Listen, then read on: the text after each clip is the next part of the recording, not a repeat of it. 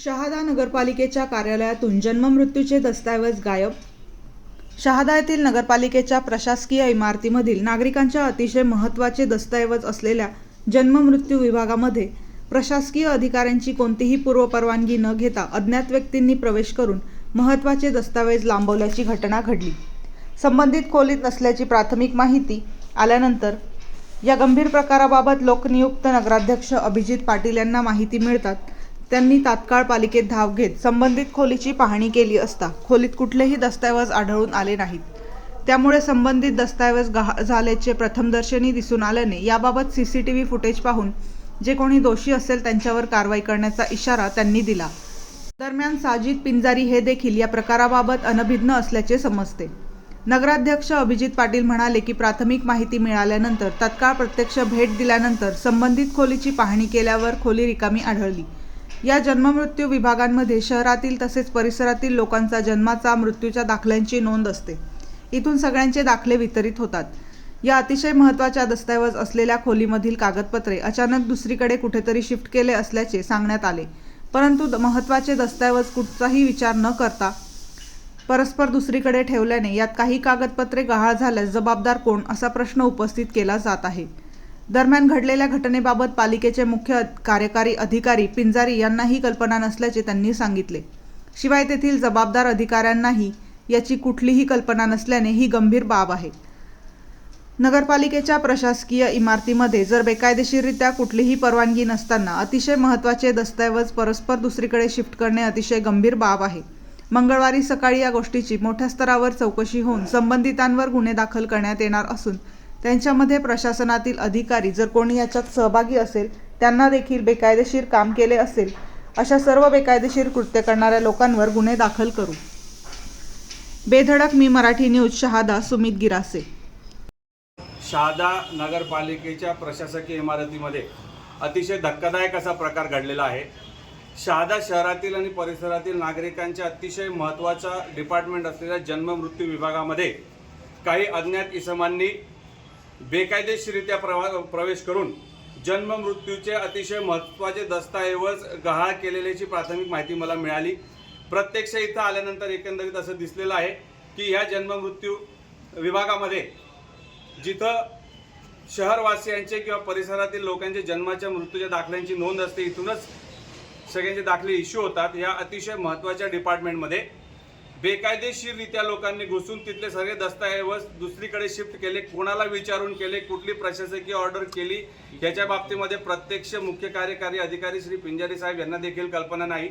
मला कळाल्यानंतर मी संबंधित डिपार्टमेंटच्या सर्व अधिकाऱ्यांना विचारलं, त्या अधिकाऱ्यांना देखील कुठल्याही प्रकारची जाणीव या गोष्टीची नाही आणि म्हणून मी प्रत्यक्ष सीओ साहेबांना सांगितलेलं आहे की नगरपालिकेच्या प्रशासकीय इमारतीमध्ये जर बेकायदेशीररित्या लोक येऊन अतिशय महत्त्वाचे दस्तऐवज जर असे गहाळ करत असतील तर ही अतिशय गंभीर बाब आहे आणि उद्या सकाळी पहिल्या प्रहारामध्ये या गोष्टीची मोठ्या स्तरावर चौकशी होऊन संबंधितांवर गुन्हे दाखल करण्याची मागणी आम्ही सीओच्या माध्यमातून करणार आहोत। याच्यामध्ये प्रशासनातील अधिकारी जर कोणी याच्यामध्ये सहभागी असतील, यांनी देखील बेकायदेशीर काम केलेलं आहे, अशा ह्या सर्व बेकायदेशीर कृत्य करणाऱ्या लोकांवर त्वरित गंभीर स्वरूपाचे गुन्हे दाखल झाले पाहिजे अशा प्रकारची मागणी मी नवीन आलेले PSI पाटील साहेबांनी यांच्याकडे देखील आता तोंडी स्वरूपामध्ये केलेली आहे। अधिकृत कंप्लेंट आम्ही उद्या सकाळी पोलीस स्टेशनमध्ये देणार आहोत। ही शहादा शहराच्या लोकांसाठी अतिशय गंभीर आणि अतिशय मोठा गुन्हा आहे आणि अशा प्रकारचे गुन्हे प्रशासकीय इमारतीमध्ये जर होणार असतील आणि याच्यावर प्रशासनातले अधिकारी किंवा इतर जर ॲक्शन होणार नसेल तर शहादा शहरवासियांसाठी अतिशय गंभीर बाब आहे। याची दखल मोठ्या स्तरावर घेतली जाईल।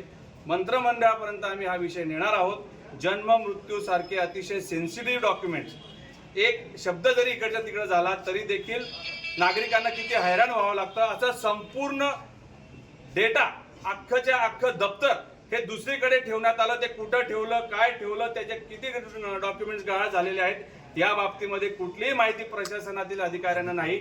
आणि विशेष बाब म्हणजे हे सर्व दिवसा ढवळ्या झालेलं आहे आणि अनेक अधिकारी इथं असताना त्यांच्या समोर एवढ्या गोष्टी होत असताना अधिकाऱ्यांनी देखील काही केलं नाही। ही अतिशय गंभीर बाब सर्वांनी लक्षात घेतली पाहिजे आणि म्हणून सकाळी आम्ही याच्या बाबतीमध्ये गुन्हे दाखल करणार आहोत।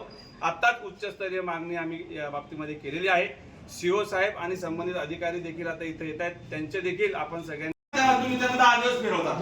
तिथं अख्खा दप्तर काय ठेवलं? कुठे गेलं दप्तर? हे डॉक्युमेंट काय करताय तिथं? तुम्ही कोणत्या प्रशासकीय ऑर्डरवर केलं? तुमच्याकडे तुम्ही सीओ साहेबांची परवानगी घेतली होती का? मग तुम्ही कसं काय अलाउड केलं हे मला सांगा. सर अलाउड नव्हतं केलं ते आपल्या कोण होते? 3 सफाई कर्मचारी कोण सफाई? कोणी 3 सफाई? तुम्हाला त्यांची नावं माहिती नाही. भूषण सोनार आला त्यांनी सांगितलं मला 3 कर्मचारी आले आणि त्यांनी कोण 3 कर्मचारी आले? काय कुठली प्रशासकीय ऑर्डर बघितली का तुम्ही? हा? तसेच ऑर्डर होते आमच्याकडे. मग तुम्ही हे कसं काय केलं सगळं? तुम्हाला असं वाटतं नाही कोणाला तरी विचारावं सर? विचारावं सांगितलं सर पण ते कोणाला विचारलं तुम्ही? कोणाला म्हणजे त्यांची सर जन्म मृत्यू एक नागरिक जेव्हा येतो त्याच्या नावामध्ये बदल असेल ना, तुम्ही त्याला 10 दिवस फिरवतात सगळे दाखले घ्यायला आणि अख्खा दप्तर उचलून ठेवलं. प्रशासकीय ऑर्डर नाही, काहीच नाही. कसं काय केलं तुम्ही? सर त्यांचं प्रेशर होतं सर. तुम्ही तुमच्या नाव तुम्ही ओएस आहेत ना?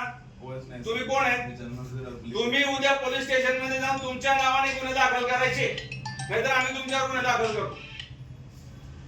तुमची जबाबदारी पोलीस स्टेशन मध्ये आत्ताच्या आत्ता जाऊन तुम्ही गुन्हे दाखल करा.